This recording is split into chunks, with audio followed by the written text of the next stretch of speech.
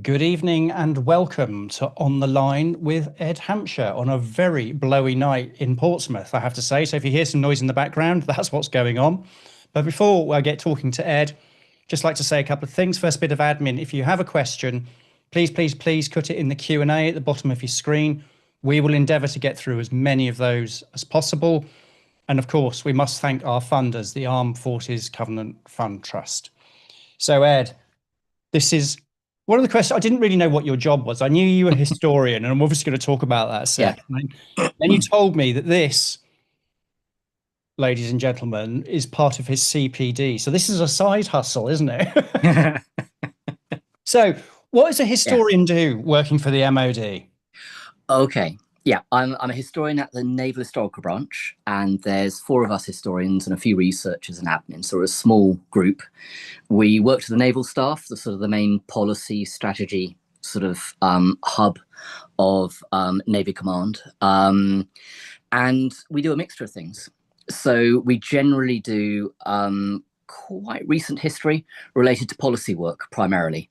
So it's quite reactive. It will be a policy question along the lines of when was the last time we did X and how did it turn out? And this is as much a policy thing as an operational thing. So we bring in operational records from ships, what used to be called reports of proceedings and are now called post-deployment reports. So we bring them in and collate them. But the other side of what we do is much more policy. So because the naval staff turns over and the civil servants turn over, when you get a defence review, you will have the naval staff turn around to us and say, well, what happened in the last defence review? Or what happened in the defence review before that? And we will go back, do some research and come back and say, this happened. But it could be about anything. It could be when was the last time a ship visited this port or this country? What about recent, I don't know, personnel retention policy? So it can be quite in the weeds. It can be quite policy orientated or can be operational. And it's nearly always last 30, 40, 50 years. So it's relatively recentish within our lifetimes, but it's beyond the knowledge base of those working in the naval staff or working, it's currently called DSP at the moment. So yes, so we do a lot of that. And a side part of that job is what's called red teaming. So policy and strategy documents that are produced within DSP are then analysed by us and a couple of others who are sort of insider outsiders. We're not involved in the work putting together that document, but we'll then go over a draft and go, oh, that works really well. Maybe let's say that one. Have you looked at this document? And then the time before last when we did the document 4 years ago, it looked like this and that sort of stuff. So it's quite an unusual use of history. There's not very much sort of Nelson, Band of Brothers sort of stuff going on. It is very recent, and it's probably from 60s, 70s up to the present day. But it depends, but we can be asked absolutely anything. So it's a great job. I've been working there for about 8 years now. Really enjoy it. Interesting. So do you specialise? Yes. Well, my thing. I'm very much a historian of the Cold War at sea, which makes sense given the book that I've written. But I did my PhD on the Royal Navy in the 1960s and the cancellation of big strike carrier called CVA-01, cancelled in 1966. So that's my PhD. But yes, my area of specialism is very much the Cold War at sea and the Royal Navy's role in it from the 60s through to the 80s. But again, I can cover other periods, get back to the Second World War and a bit earlier, and then more contemporary history as well in the 1990s and 2000s. Gosh, that's fascinating. So there are a lot of subjects in this book, and we had a Yeah. conversation last week, and I think each of these subjects we're about to dip. Well, I'm dipping my toe in. You obviously know what you're doing. We could probably spend an hour each on all of them, but I've cherry picked a few based on our conversation last week, and then we'll see where we get with being able to cover some other stuff. So first things first, and probably quite topical as well, is the rise of what was the Soviet Navy post-war, and then obviously as we move into the Cold War years, how did the Royal Navy react? What did it do? And obviously, I guess policy around all of that. Yeah. Well, the Soviet Navy is really interesting, absolutely fascinating to study, because if you look at it in the interwar period, it's very much in the doldrums, quite a lot of the time living off pre-First World War kit and equipment, a few classes of ships built. Stalin was more interested in the Navy from the 30s onwards, but even then it was very much playing second string to the army, and always has done. And you could argue probably still does today, and it certainly did in the Cold War. But when you get to the end of the Second World War and the collapse in trust between the West and the Soviet Union and the creation of the Warsaw Pact, the creation of NATO, you begin to see a range of things happening. Firstly, Stalin is paranoid and assumes that the West will be out to get him. So he starts a large naval building program in the 40s. So 45, 46, 47, he starts building huge numbers of submarines, huge numbers of destroyers, begin to program to build large battle cruisers and even an aircraft carrier, although he's less keen on aircraft carriers. And this enormous fleet, very much a sort of 1930s fleet. So it's like sort of cruisers, the Sverdlov class, battle cruisers, huge numbers of traditional destroyers are being built, and enormous resources are going into this. At the same time, while the Soviet Union's trying to recover from this horrendous war it's just fought. So the Soviet Navy quite quickly has large numbers of destroyers operating out of the Northern Fleet, from Murmansk and in the high north, the Baltic, the Black Sea, and the Pacific. Initially, let's say 46, 47, the Navy, and to some extent the US Navy as well, aren't really treating the Soviet Navy seriously, aside from its submarines. And this is an interesting thing about the Soviet Navy and the Imperial Russian Navy before it, very, very early adopters of submarines. And this makes a lot of sense. It's not just a Soviet thing, it's a Russian thing. And if you look at geographically how Russia and the Soviet Union is constrained, it makes a lot of sense to develop and invest in submarines really early. So the Tsar's Navy was doing this in 1911, 1912, 1913. It's because the Russian/Soviet Navy can't break out into the open ocean without going through these maritime choke points. So the Baltic, you can only break out into the Atlantic Ocean by going through the Skagerrak between Denmark and Sweden.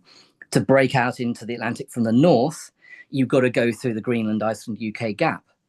To break out from the Black Sea, you've got to go across the Bosporus, which is Turkey's.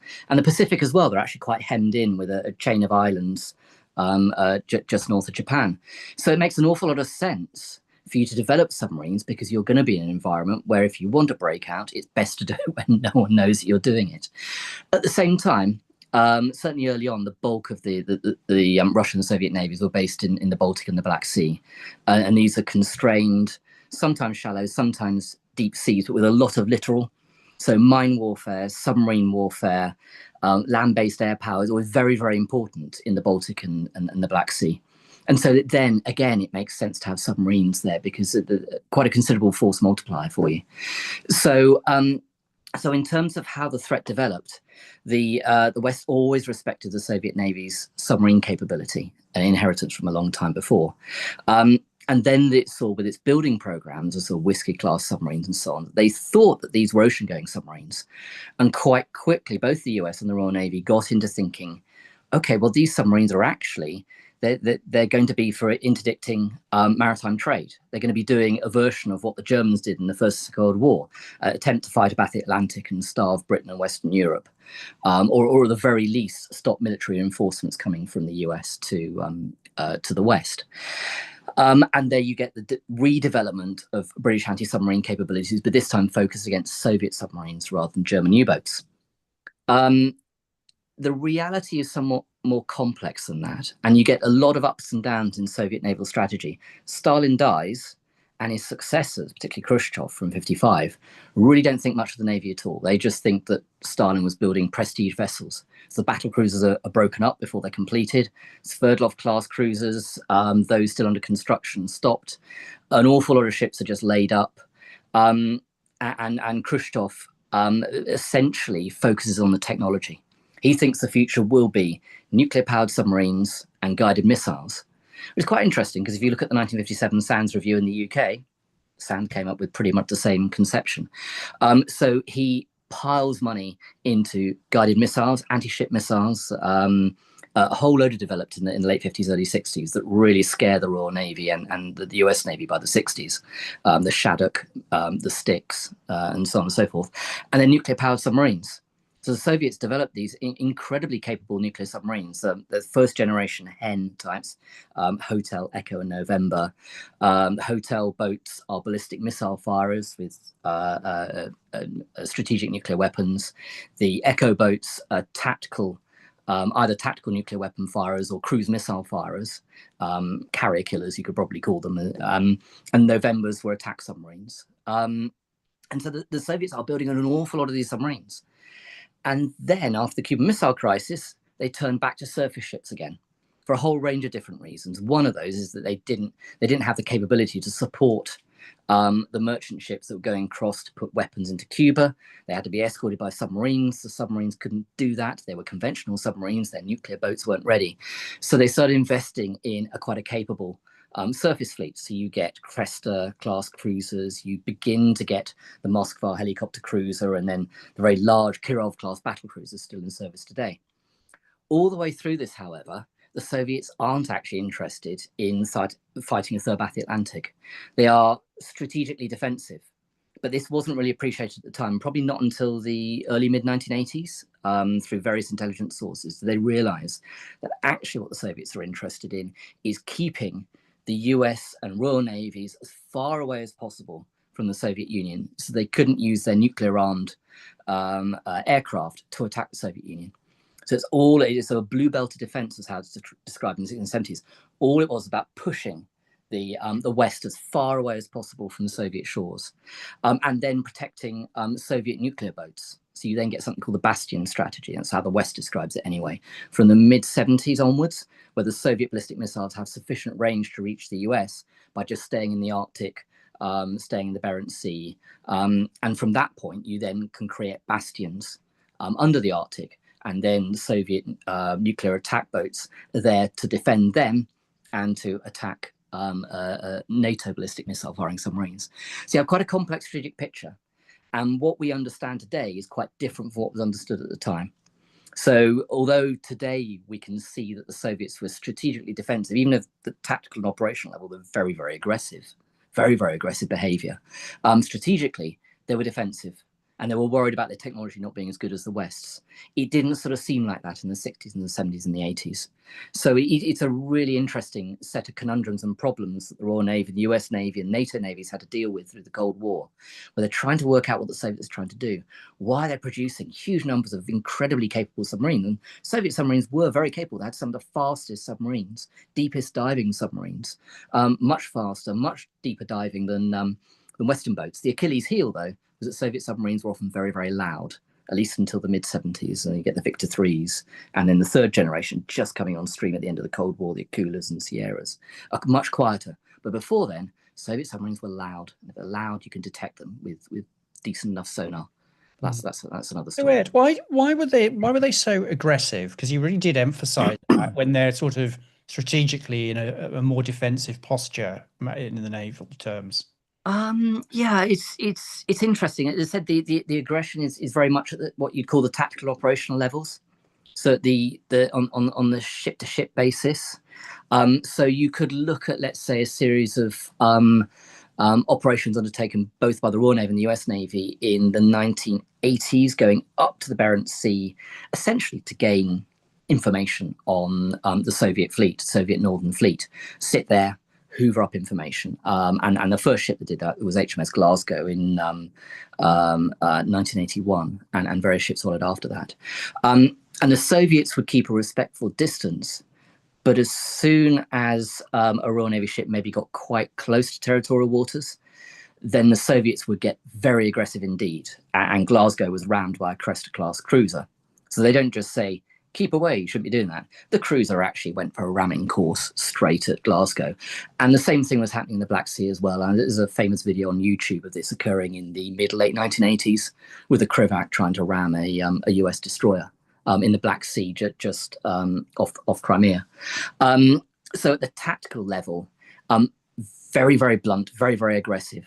In terms of their doctrine at the tactical operational level, they had a doctrine that was called battle for the first salvo. Because their presumption was, the Soviet Navy, is they didn't have the ability to stay the course for a long maritime conflict. And they felt that NATO navies were much more effective at that, much better at keeping at sea for longer. And also the Soviet navies actually stayed in harbour much more. There were some Soviet ships and captains who were very experienced, but an awful lot of them weren't. So the whole Soviet approach would be to surge as many ships as possible out into the open ocean, out into the bastions in an emergency. But many of those ships would be captained and would have crews who weren't that experienced. That would be very good. So it's about a quantity thing. And then also, if you're in a period of high tension, you have lots of ships maneuvering one alongside the other, a bit like in the Cuban Missile Crisis. Same thing happened in 1973, the War of Yom Kippur. You get a Soviet-US standoff off the coast of Israel. The Soviets thought they wouldn't last very long. So their only chance of actually getting one over the Americans and the Brits was this battle for the first salvo, in that if things break down and the tension actually turns into fighting, what you do is you throw everything at your enemy straight away, on the presumption that most of your ships, most of your aircraft, most of your submarines aren't going to survive. But hey, you're going to take a lot of NATO with you while you're doing it. So that was very much their approach. So they've got a doctrinal approach that's to some extent responding to Soviet perceptions of their own weakness. They didn't think their kit was as good as NATO's. They knew that they didn't go to sea and didn't operate at sea as much as NATO, so they knew that their vessels generally weren't as good. You had a top flight of ships, and particularly submarines and COs who were very experienced, but your common garden Soviet Navy ship would go out maybe third as much as a NATO vessel and just wouldn't have this experience. So it's all about quantity, and it's all about throwing everything you had at it in one go and expecting not much of your fleet to survive after a general melee. So yes, yeah, and that's probably the origins of that approach. Okay. So how did the Royal Navy respond to all of this in terms of, obviously, because we're looking back at this now with a great deal more hindsight, as you've already said. So a lot of this wouldn't have been necessarily known. So how did the Royal Navy respond? Yeah, and this is one of the big themes that sort of runs its way through through my chunky book here, is that the Navy didn't just have to think about the Soviet Union. It had a whole range of other duties as well. So unlike the Royal Air Force and the Army sat there in Germany, where they really do just have one thing to think about, and that's the Third Shock Army coming over the inner German border and attacking the Minden Gap and all these other things the Army, British Forces Germany, spent the Cold War thinking about. The Royal Navy didn't just do that. It had a whole range of roles and operations around the world. So if you're talking about the first half of the Cold War, you still have a Commonwealth Imperial role. You have a whole series of conflicts that are fought, and you can look at the Indonesian confrontation in the 63 to 66, the Aden operations, again from 63 until 67, into 67 evacuation. You got Belize, which again, former British Honduras, has to be defended against Guatemala pretty much all the way through the 70s and the early 80s. Have the Falklands, obviously. So the problem is that the Navy has got to look in two directions. It's got to look towards the Soviet enemy, but at the same time, it's got to have a worldwide presence capability where it can actually have ships that can traverse the world, that can operate worldwide, that can operate in the Caribbean, in the South Atlantic, in the Far East.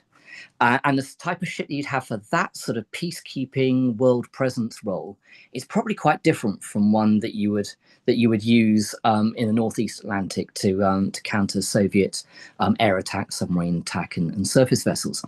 And this was the big problem for the Navy in the 70s. The Navy in the 70s was saying, having a capability that can deal with the unexpected and that can go around the world is actually still important. The rest of the Ministry of Defence, broadly, and most of the Army, most of the Air Force, are going, no, the only game in town is the Soviet Union. We shouldn't be wasting our time. The Navy should be optimized entirely for the Soviet threat.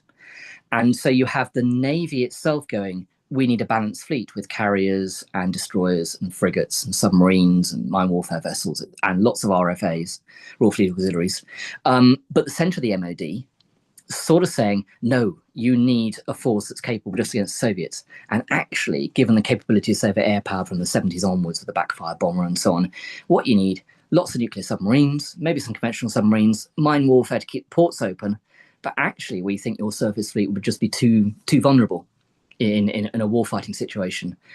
The Navy would counter and say, well, actually, it's not about the war. It's about trying to prevent the war in a tense situation. let's say, for example, you have a communist government taking over in Iceland or in Portugal. Now, that's not as fanciful as it sounds. You actually had a communist socialist coalition in the 1970s ruling Iceland. And when Portugal had its revolution and the far right government was overthrown, it did look for a time as if the communists might take over. If you have a confrontation with Soviet vessels off the coast of Iceland with NATO vessels, actually what you want is a large number of vessels that can hold Soviet vessels at risk. It's not about fighting. It's about ensuring that Soviets don't think that they can take the risk to fight. And again, you need a different kind of ship for that. You need large numbers of them. You need ones that can mark their opposite numbers. They would have Exocet missiles, which, although not as long range as Soviet missiles, would actually be able to hold vessels at risk. They've got to keep their distance. But this didn't gain that much traction within the Ministry of Defence. And the thing is, all of this is what then built up to what happened in the Nott Review in 1981. And I don't know how many of the viewers here will be aware of it, but it was a huge trauma for the Navy. John Nott, the new Defence Secretary, came in 18 months into Margaret Thatcher's first government. Defence spending was spiralling out of control, and he came to the conclusion that probably a lot of people in the centre of the MOD had come to the conclusion that an awful lot of the Navy wasn't really needed anymore. And his initial plan was to reduce the Navy dramatically and turn it into a submarine and minesweeper force, essentially. Now, again, I can talk about this a bit later, but a lot of the academic literature is out there and popular literature. Very early on, 82, 83, 84, off the Falklands, it was, well, it's the Falklands that reversed the Nott Review. And Nott's career was ended by the Falklands, and to some extent it was, although he actually decided to leave government before the Falklands had occurred. Then you got sort of in the 90s a sort of a perception that actually the Nott Review wasn't that extreme, really. The Navy went from 60 frigates and destroyers to only 50. It wasn't that bad. My research, having spent quite a long time digging into the archives at the National Archives at Kew, and it takes up good 3-4 chapters of the book, and this is all new stuff. No one has looked at this stuff before. It makes it quite clear that actually Nott was very radical. His initial plan was for the Navy to reduce to only maybe 20 or 30 frigates and destroyers by the 1990s. He was going to get rid of one of the carriers, that's well known, on the Invincible class, but the other two, well, he wouldn't modernise any of their aircraft. The Sea Kings and the Harriers on board would not get modernised. Sea Dart would not get modernised. So by the late 1980s, or certainly by the 1990s, all the Type 42 destroyers armed with Sea Dart would be close to obsolescent. So he was deliberately trying to slim down the Navy.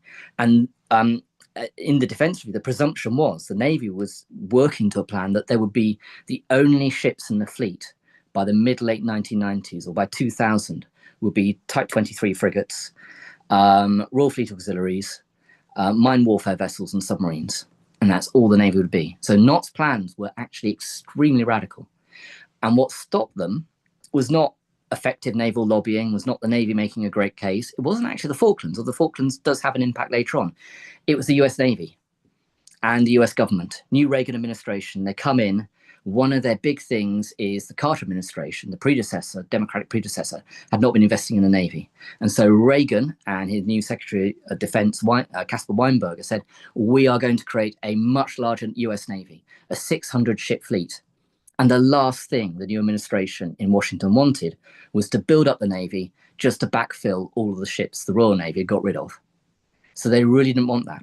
Now you could say, well, what leverage did the US have at the time? Well, they were negotiating Trident. So the British government was negotiating with the US for Trident. Now, initially, this is going to be the C4 version of Trident. Then the Reagan government decides to speed up development to the more sophisticated D5. And the British government then goes, oh, no, we're going to have to go D5 as well, because then we'll be operating an obsolete type of Trident by the 1990s. So they go for D5. But there are negotiations. And in those negotiations, Caspar Weinberger and his people and officials, and some of the US officials actually sent to the UK in order to ensure that the British government is carrying this out, say, we want you to have Trident, we'd love you to have Trident, D5, but we'd actually like you to have a decent Navy as well. So in your plans to reduce the Navy down, should we keep it at 50? And should we make sure those 50 ships are actually active and not in reserve? They really wanted the Royal Navy to keep invincible, but Nott had already promised it to the Australians. But the US was able to persuade the Navy to keep hold of its 2 assault ships. So before the Falklands, It had been publicly announced in the Times in, I think, 1st of March 1982, that Fearless and Intrepid would go on for another 7 or 8 years. They wouldn't be replaced, but they would go on for another 7 or 8 years rather than being withdrawn immediately in the review.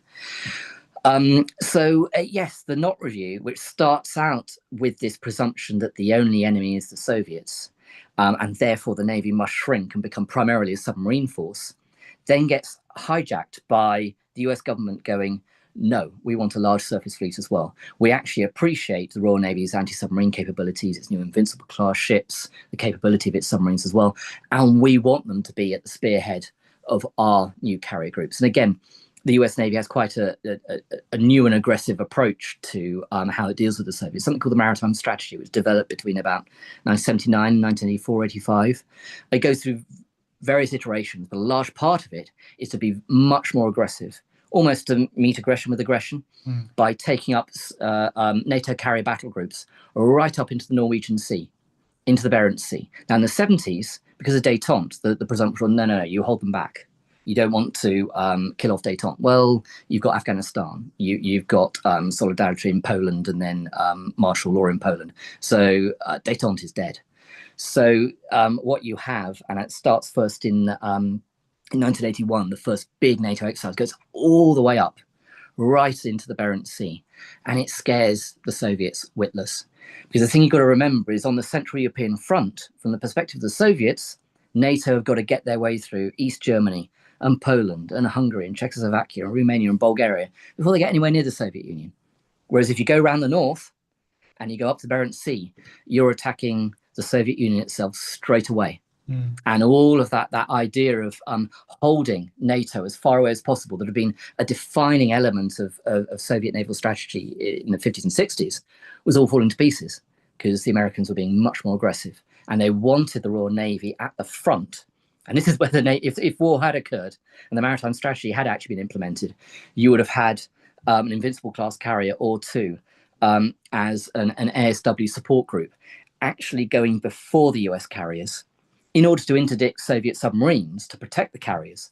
But it would have made them incredibly vulnerable to attack by Soviet backfires. So regimental attacks backfires, maybe 3 AS-4 Kitchen missiles per aircraft, and maybe 24 aircraft per attack in multiple waves.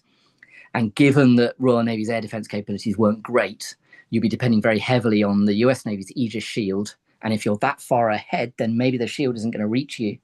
So it could have been pretty unpleasant carnage for the Royal Navy if it actually come to a fighting war in that sort of maritime strategy style scenario. But thankfully that didn't happen.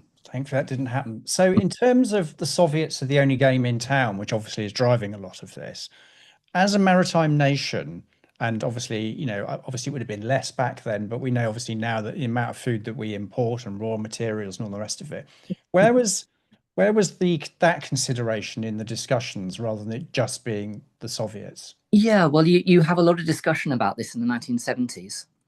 About, yes, there could actually be, the Soviets could attempt to starve us into submission or starve Western Europe, or probably more likely, because you would need a huge number of submarines to do that successfully, more likely is to interdict US troop and military equipment reinforcements during a period of high tension. And stop them getting across the Atlantic. But in the 1970s, particularly from those who are sitting in West Germany and looking at the Central European front, well, they're going, actually, if there is a war, it's only going to last 5 days. And that's not long enough for any ship to get across the Atlantic. But it's a very army, very Air Forcey approach to life, in that you're either not fighting, so you're sat there still ready to fight, not doing anything, or you're fighting and you're using all your kit.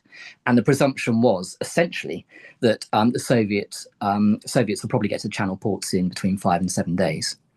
So a lot of stuff was focused around, well, we just need forces for 5 to 7 days, which is quite terrifying, because if you end up actually using your ammunition much quicker than you thought you did, which is actually what happened in the Falklands, it's happened in every conflict, then you might actually run out of ammunition after day 2 or day 3, and then you really are in a mess. Or you actually succeed and you do better than you think you do, but then you run out of ammunition anyway, so then you're still defeated. So it was this very land-centric, very Central European-centric approach where armed forces are only used when they're fighting.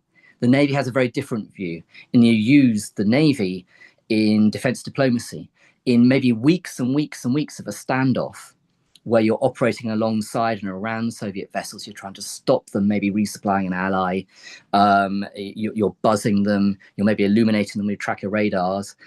You're hoping no one has got itchy trigger fingers and actually does sort of press the button and loose a missile or a torpedo. And that's very, very different from the land approach. But by the 70s, it's the land approach that dominated the MOD for various reasons. The sense in which Britain could be starved out in a couple of weeks, it wasn't perceived to be relevant because, hey, it'd all be over in 5 days and we'd all be fried or be victorious or whatever. It is an interesting time. And again, at the moment today, you could argue that we spend a lot of our time looking back to, this is like the Cold War again. We need to look at how things were in the Cold War. Well, certainly by the late Cold War, it was quite a strange looking glass war, where to some extent you were planning for a very, very distinct scenario where it'd be a bolt from the blue, sort of short warning, and it would also be a short war, and also be a bit sort of defeatist, and you think you're only going to last 5 days, so no warning, short war. And then you construct your forces around that. Now, you can put a counter argument that actually preparing for a longer war was too expensive. And yes, okay, might be too expensive, invest more in defence. Treasury wouldn't like that. But these are political choices. And it's quite clear what the political choice was in the 1780s. We are in a different world now. And I would say that you can get some parallels from the Cold War, but you can't get others. And one thing that did drive the British focus towards the land and from the Central European Front, although we only contributed less than 10% of NATO capability in Germany in the Cold War, despite the fact it cost us around about 50% of our defence budget to have our forces in Germany. It was, I've just lost my train of thought. I was in the middle of a very long sentence. It's not a problem. It's perfect. It's been absolutely fascinating. So, one of the things that you talked about in all of that, I mean, aside from the fact that you caught me on the hop there. Sorry. No wars really, I mean, the 6-day war by definition, but very few wars last 5 days, irrespective. I mean, that's...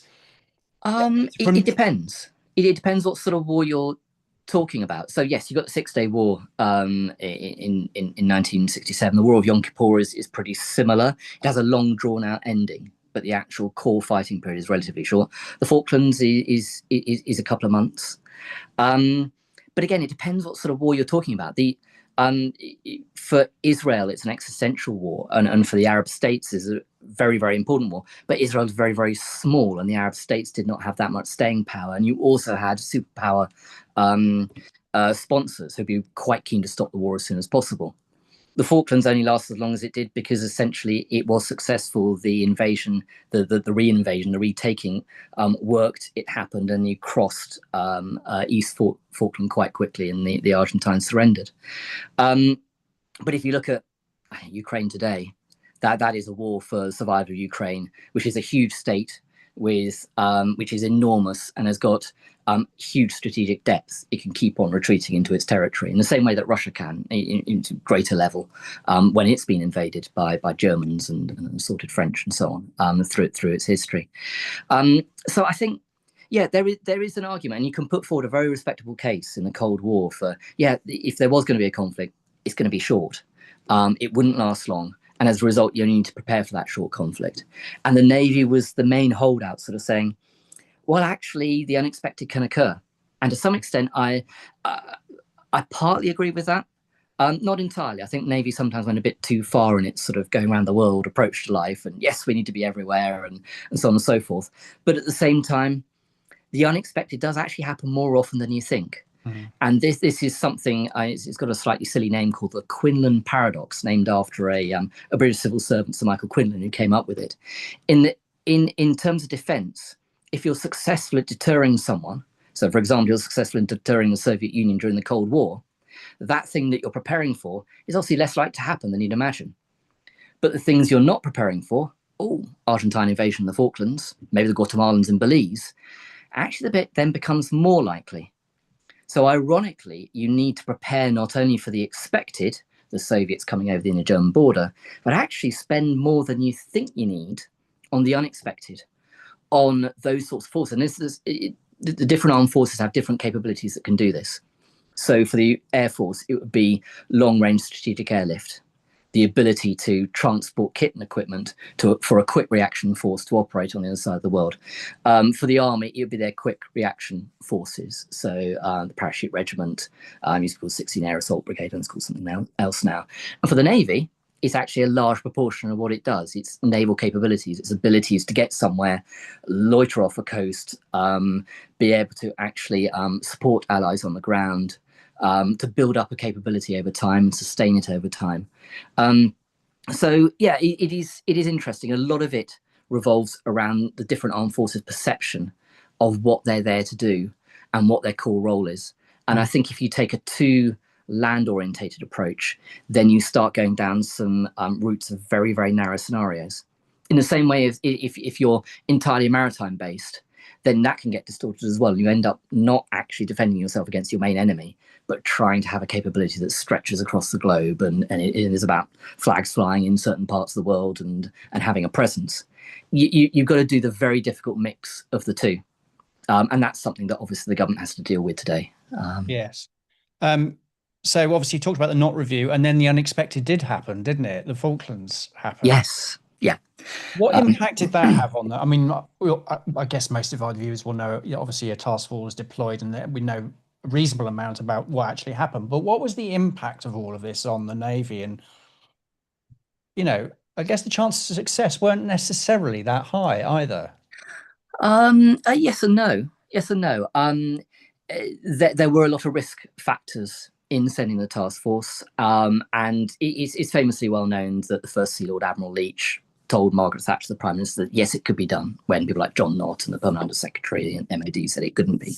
And then she grabbed hold of that, took it, and they went for a task force to see if they could liberate the islands. There were risks involved. The Royal Navy did have quite considerable weaknesses.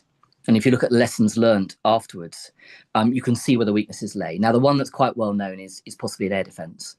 And again, a lot of people know about, for example, the limitations on the radars, on the destroyers, the fact we didn't have airborne early warning, which had been got rid of when the strike carriers had gone in the late 1970s. And the fact the Argentines had bought some Type 42 destroyers and been practicing air attack against them, so they knew exactly what their enemy would be capable of and what its weaknesses were.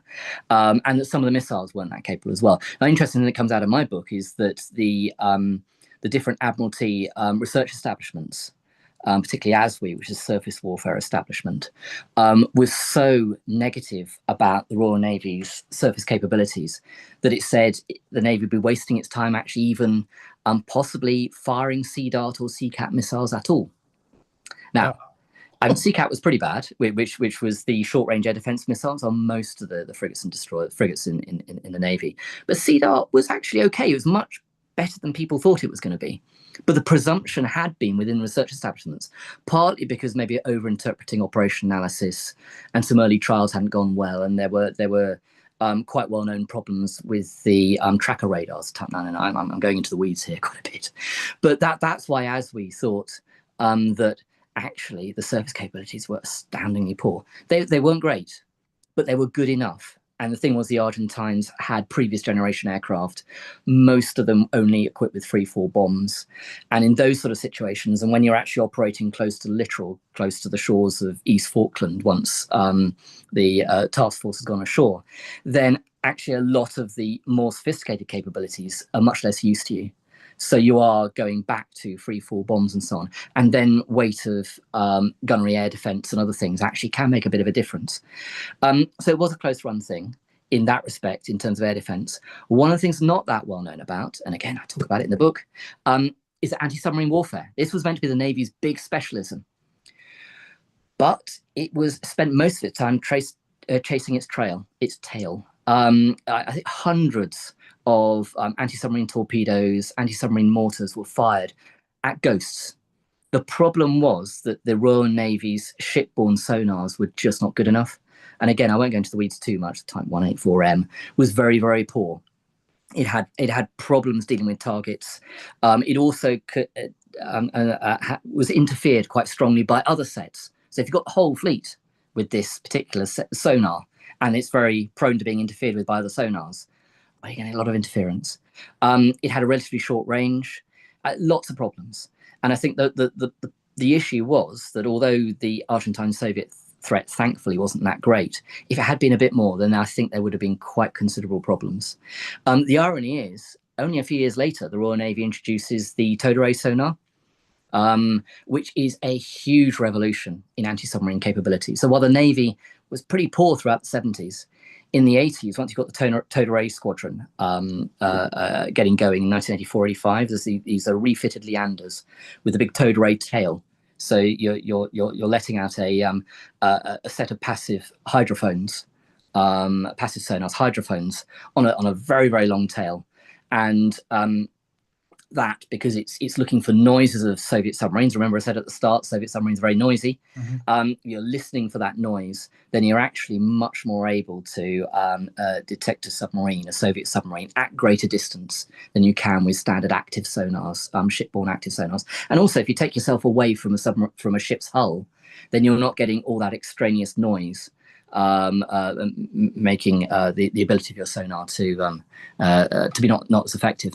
So there was this revolution, and the great thing as well is the Royal Navy's towed array sonar was much better than the Americans. So when we first showed it to the Americans in 83, 84, they were incredibly impressed. And it actually gave us, and this is the interesting thing about what's going on in the Cold War by the 70s and 80s, is the Navy, okay, is much less powerful, much less capable than the US Navy, Royal Navy, much less capable than the US Navy. But at the same time, it does have some special capabilities in 3 or 4 specific areas the Americans aren't that great at. ASW, towed array, mine warfare. And that actually gives you leverage with the US. The US can't then say, oh, we can all do it by ourselves. We don't need our allies to help. Actually, we need the Brits for this, this, and this. That then gives you leverage. That then gives you access to stuff the Americans might not otherwise give you. And this was an awful lot of what was going on, not just the Navy, but the Army and the Air Force were doing the same thing as well, is if you have these quite niche, bespoke capabilities that are very good, then you build trust with the US. And that's how a moderately minor ally can then get that sort of extra look into US intentions, US capabilities. So it certainly helped the Royal Navy in the 80s, development of towed array, and it's quite clear success and major exercises like Teamwork 84. Yes, and the lessons learned were interesting. And also, if you go beyond these tactical lessons and capability lessons, it actually finished off the work of the US government. So if I remember what I was talking about earlier, how the US government actually reduced what Nott had planned to do with the Navy and sort of kept the Navy more capable. Well, the Falklands put the icing on the top. The carrier Invincible was not going to get sold to Australia. The Fearless and Intrepid, all right, they're staying on to the late 80s, but they're going to be replaced. So there's a clear commitment to replacement. To patrol the Falklands through the 80s, at least until the mid-80s, you need extra ships. It doesn't go down to 50, it stays at 55 for a while and then slinks down to 50. Definitely not going anywhere near the 20s and 30s that had been planned for the Navy. And you also get a decision to, yes, we will update the Harrier, because the Harrier had proved itself. We will update Sea Dart. Not perfect, flaws, but we can deal with the flaws. So a whole range of capabilities, and the next version, the Sea King helicopter, etc., etc. So you actually have the longer term survival of the Navy is guaranteed by the Falklands. You also get battle replacement ships. So the last 4 Type 22s, battle replacements for the 4 frigates and destroyers that were lost in the Falklands. So yeah, you can look at the Falklands in 2 ways. At that lessons learned sort of tactical sort of level of, are we any good at air defense, are we any good at ASW? And then the political side of things, the policy side of things, what the Navy gets out of it. And as I said, it puts the icing on the top of what the Reagan administration had done to Nott's review a year before. Cool, thank you very much. We have got some questions coming through, which I will read to you. My father was a trawlerman, says Catherine, in the 60s and a keen photographer. During the Cod Wars, sorry, I think he said on returning to the UK, he put his film to be developed, but on going back to collect them, he wasn't allowed them. Officials confiscated them. He must have photographed something that he shouldn't. Would we be ever able to find out what he had photographed? I have no idea. And this is one thing I should have said right at the start of my talk, which is the sort of the standard caveat as a civil servant talking about these sorts of things and writing a book, is that the views that are expressed today are those of myself and not those of His Majesty's government, Ministry of Defence, Royal Navy, or any other government agency. So I'm sorry, I should have said that right at the start. So yes, in terms of what might have been photographed, I have absolutely no idea, and it depends on the context. Was this in the Cold War, and he was a trawlerman operating off Iceland and sort of being defended by trawlers, or was he a sort of deep sea trawlerman who was maybe operating in the Norwegian Sea? Because you still until the 1970s, you had deep sea trawlers, British deep sea trawlers, fishing right up towards the Beira Sea. And they'd quite often have a Royal Navy escort, maybe one vessel supporting them. So it depended on the context. And I'm afraid I have absolutely no idea as to what might have been the reason why he couldn't get them developed and what might have been the thing that couldn't have been seen. Who knows? I'm really, really sorry I can't be more help than that. It's a great mystery, though, isn't it? Thanks for that, Catherine. Rob says the image of the Cold War was the threat of the Soviets pushing west by land through Germany. Did they ever develop in much in the way of amphibious capability? Yes, they did. They had quite a significant amphibious capability. In terms of Soviet doctrine, a large part of the role of the Navy from the perspective of the Soviet Army, and the Soviet Army very much dominated the armed forces as a whole. They were the core of it. The Soviet General Staff. Now, in British parlance, General Staff means the Army. In Soviet nomenclature or whatever, the General Staff meant all of the armed forces. So generally the Army were right at the top of things. And so from the Army's perspective, what the Navy could provide was this sort of maritime flanking capability, both in the Black Sea area and in the Baltic area.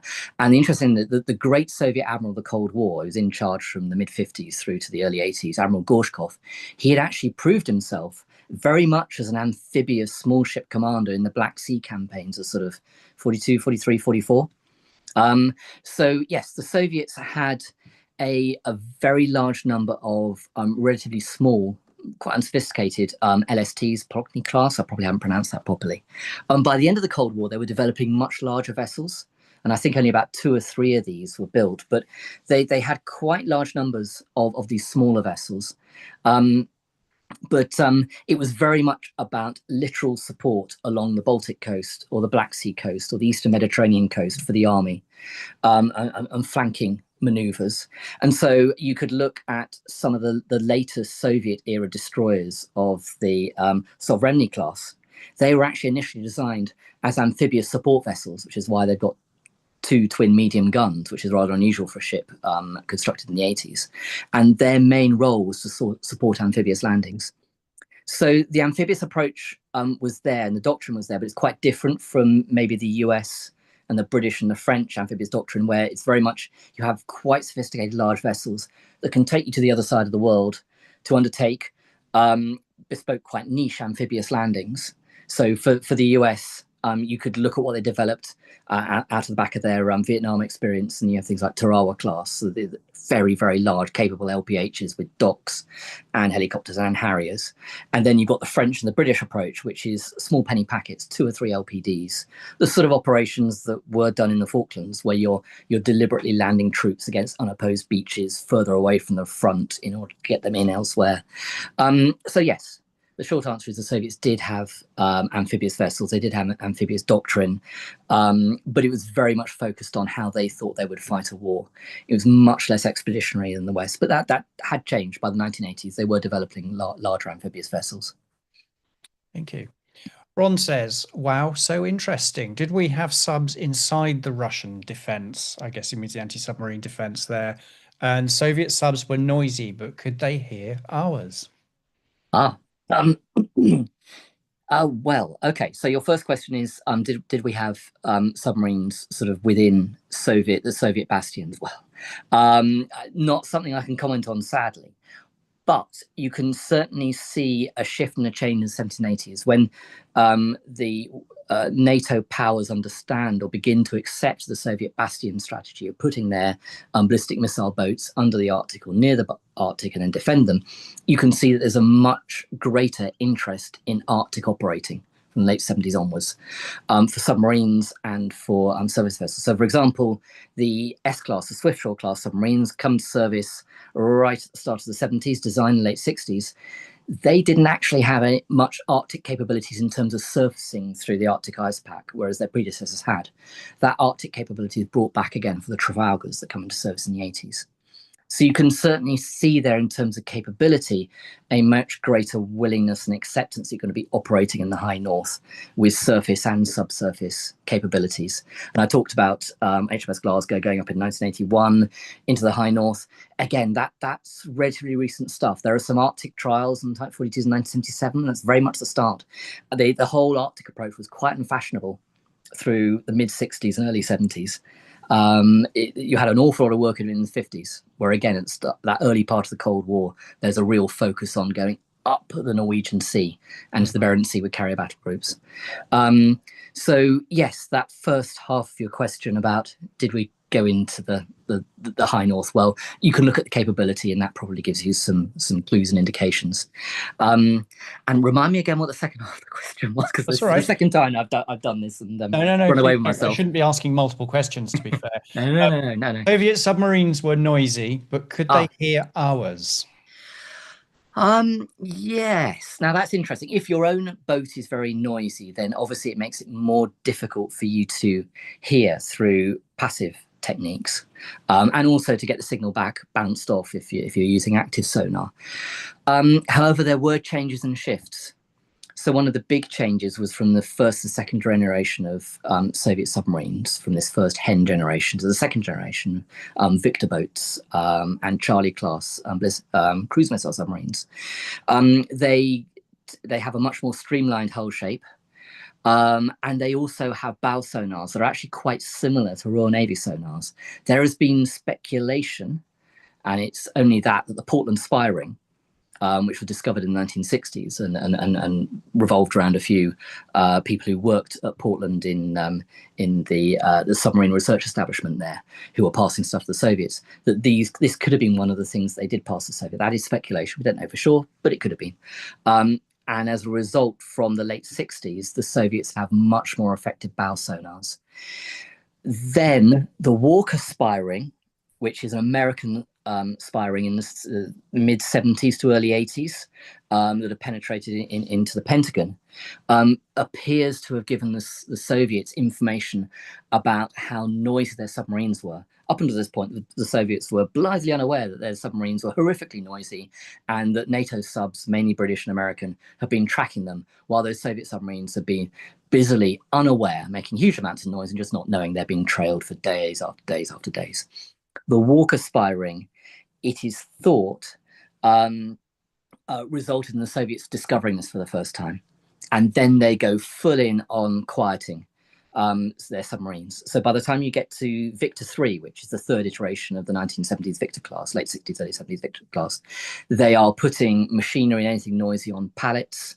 They're paying much more attention on the hulls of the submarines and so on and so forth. And when you get to the third generation that comes in the 1980s, and I mentioned this briefly before, the Akulas and the Sierras, they are much quieter. Not as quiet as NATO submarines, but still pretty good. So that advantage that NATO navies had always had was beginning to sort of dissipate. And you actually got one American analyst writing in the 2000s saying something like NATO was saved by the bell, by the collapse of the Soviet Union. And in the 1990s, if the Cold War at sea had continued, it would have been a much more difficult game for NATO to play to track Soviet submarines. So yeah, Soviet sonars were good. They were probably better, or possibly better, because of some intelligence they managed to receive. And then on top of that, once they start getting quieter, then they're much more capable of being able to listen for, with hydrophones, either along the side of the hull or towed behind the submarine, other submarines, NATO submarines. So, yeah. Cool, thank you. Vincent says, post-war, to what extent do you think the Navy genuinely redefined its role as opposed to merely adapting rhetoric? In other words, was the Cold War Navy a master of reinvention or a master of narrative? I don't know. I'm trying to work out how to answer that question. I don't know. If you're looking at the Cold War and how the different policymakers and military leaders responded to it, they were genuinely responding to what they saw as threats. Now, they would have different perspectives. So if you're a 4-star British Army general in charge of the British Army of the Rhine, your perspective is entirely different from Cinque Fleet sat in Northwood, commanding quite considerable naval forces across the Eastern Atlantic. And because you got that different perspective, then you put forward different solutions. And then that results in inter-service rivalry, in the officials in the MOD, sometimes holding the ring, sometimes coming down on one side or the other, always trying to ensure that the budget is kept to, because otherwise the Treasury will be after you. And if you go past the Cold War, you then have change again, iteration again. By the mid-1990s, the perspective in the MOD was very much, well, Russia isn't a threat anymore. It's going to be peacekeeping, peace enforcement operations. And then you get a change again after 9/11. And that shifts yet again. And the operations shift and change as different campaigns occur. So you have a different approach following what was initially successful invasion of Iraq in 2003. And it differs again once you shift into the Afghan years. So I'm not entirely sure I'm completely answering your question. But I think you shouldn't be cynical about those who are trying to work their way through an environment where they don't have the information at the time. They're making their best guesses, and sometimes they're doing it from their own personal perspectives, which means they're going to probably come up with certain answers.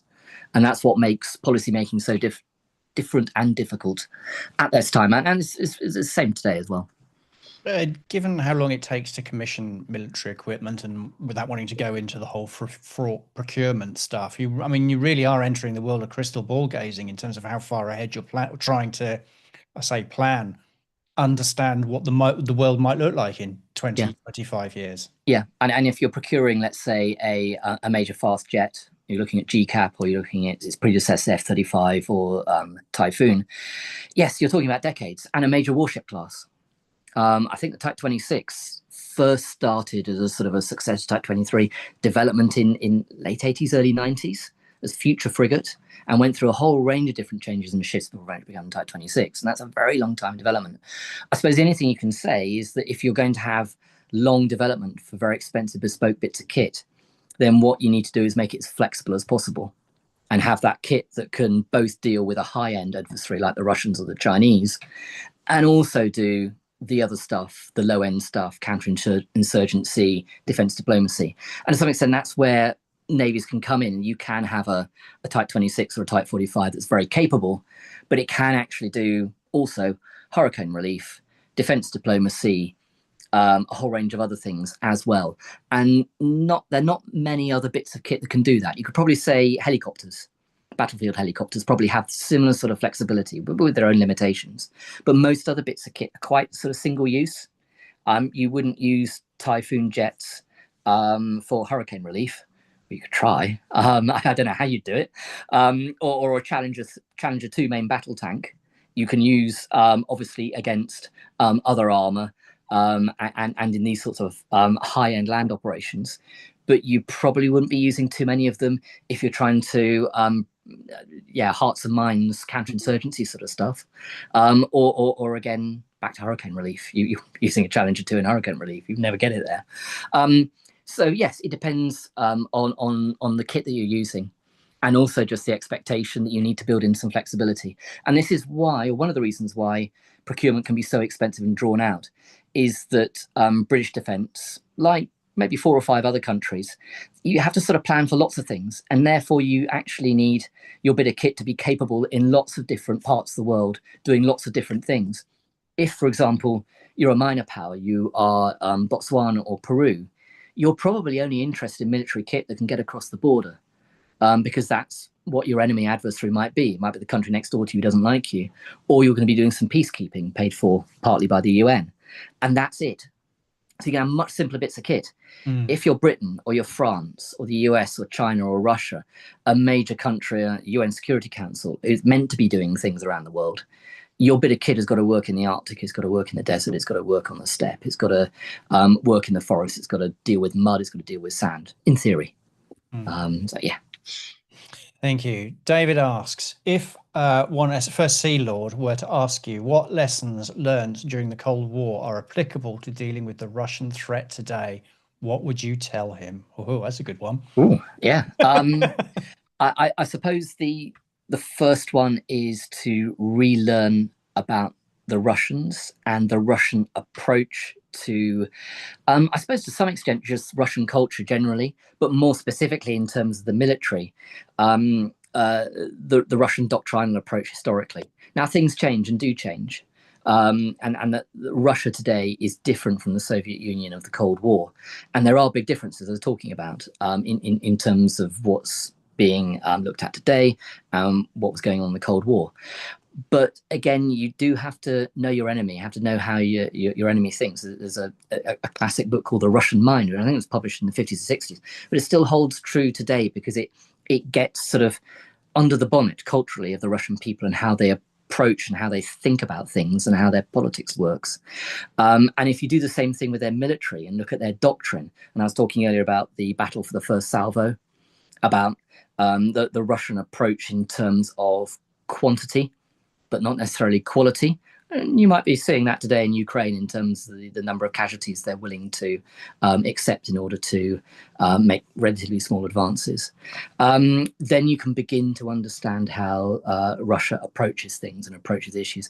Another thing that's not often considered is in terms of Russian military doctrine, they think of things in the whole, not just when you're fighting a war or fighting a battle, but they look at their military doctrine in peace, in periods of tension, and what you use your bits of kits for in these different times. Whereas in the West, it's been very much a focus on, and we have bits of kit, and when they fight in war, they do this. So it's almost as if strategy only actually comes to play when you start fighting. Now that has shifted and has changed, and you've got the term strategy being used all over the place within government and defence, much more so than you would have done in the 60s and 70s. But that is a big difference as well. For if you read Russian public strategy and policy statements, even today, they look very, very much indeed about what they're doing in peacetime and how they're dealing with their adversaries in peace as well. And again, people have talked in the past about little green men and about sort of trying to undermine your enemy before they even start fighting. It's an element of it, but it's not all of it. But yes, I think understand your adversary much better is probably the most important thing, and not get too obsessed with trying to recreate the Cold War as it was. And do we really need another British army of the Rhine, but instead of in West Germany, it's in sort of Estonia and Poland? I'm not entirely sure about that. Frankly, in terms of our capabilities and our abilities to do things effectively, the Poles, the Germans, the Estonians, the Finns have much more capable land forces. But again, I'm a naval historian, so I might be emphasising the maritime more than the land. But, yeah. So a good friend of ours is a former submarine captain who's turbulent actually, and he likes to talk about a thing called sea blindness, which is that perennial thing. The nation doesn't necessarily know. What does the Navy do? How do we address sea blindness? It's very, very difficult indeed. Very difficult indeed. And to some extent, I think sea blindness is reducing a little. There have been a few things in the past few years that have actually made people sit up and realise. So the blocking of the Suez Canal, about 2-3 years ago now.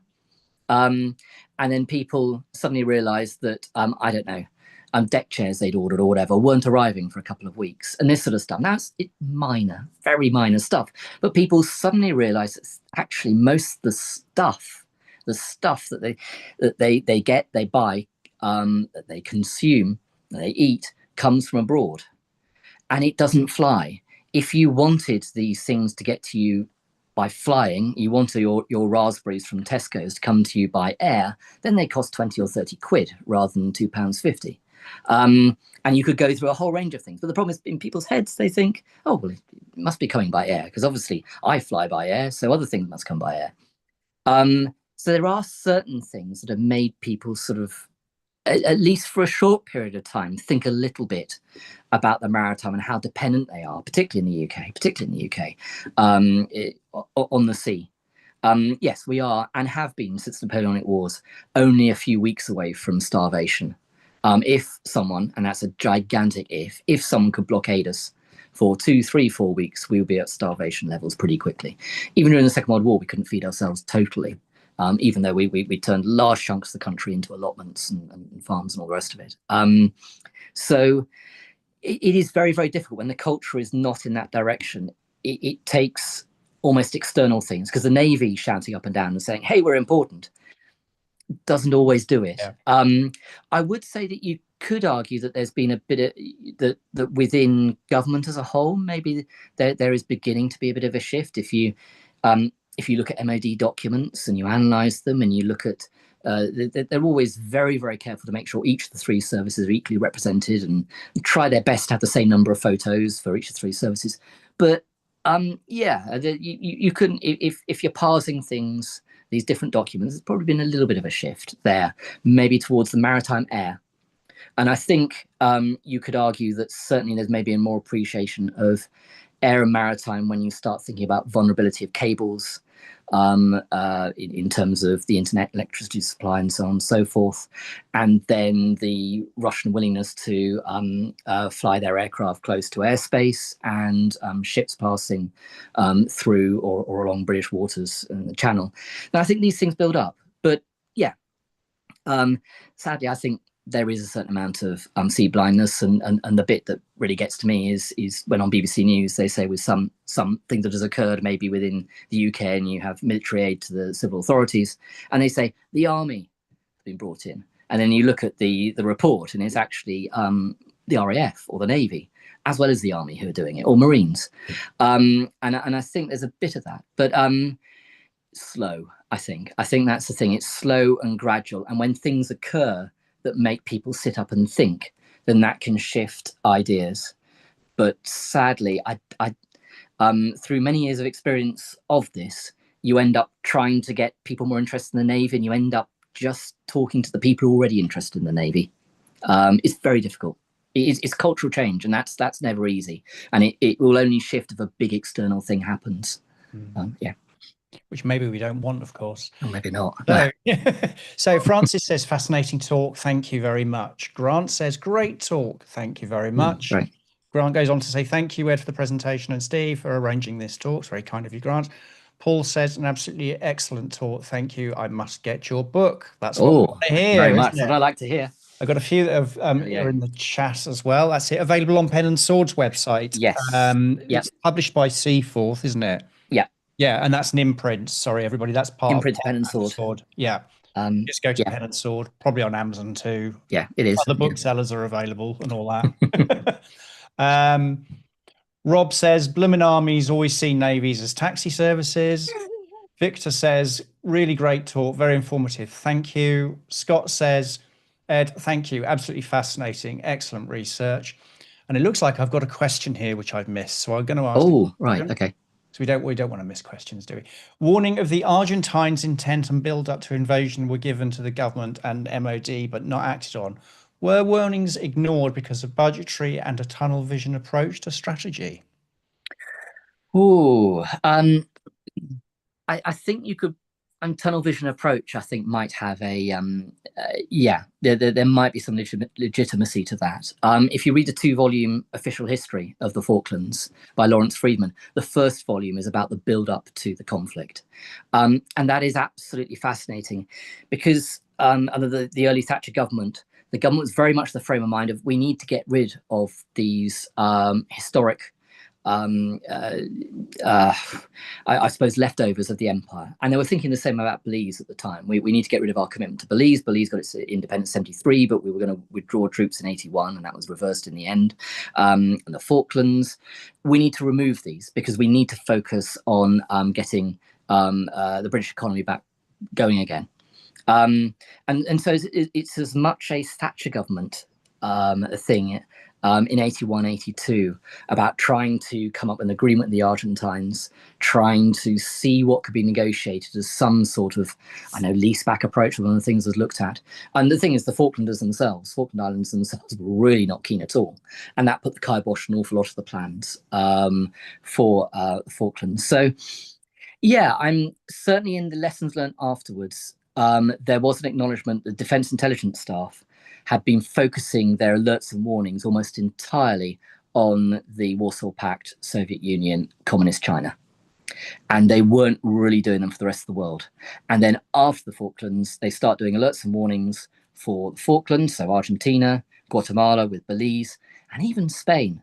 with Gibraltar, which is still a little bit of a minor issue today, even though Spain and Britain are close allies in NATO. So yeah, there was an acknowledgement. But again, if you think about the mindset of the Ministry of Defence, much of the military, particularly the Army and the Air Force in the late 70s and early 80s, it was very much, this is what we do. What we do is we deter the Soviets in Germany. This is our role. And we defend the UK, UK's airspace and so on and so forth. And if you've got that mindset and that tunnel vision, you might call it strategic myopia. That might be a posh word for it. Tunnel vision is another, and it works just as well. Then yeah, I would argue that was one of the reasons. Yeah. Cool. Thank you very much. We've got a question there. Rob says, Victor, I think I read your message. Scott, Ed, thank you very much. Absolutely fascinating, excellent research. David says that, Ed, thank you. As someone who served through the Cold War, you put a different perspective on some of the things I experienced. Great. Very much, David. Aaron says, amazing to look forward to the book. Richard says, thank you for an interesting talk. Quite worrying just how haphazard the planning of defence has been. You don't necessarily need to answer that. I'm not going to. I'm not going to.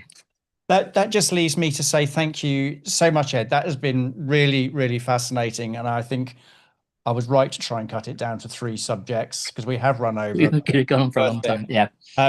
If you are writing any more books, or if you want to do some other talks on some more sort of niche subjects, not the entire Royal Navy, then please get in touch. Love to have you back on board. Definitely. No, I've really enjoyed myself. It's been a lot of fun. Brilliant. Thank you so much. And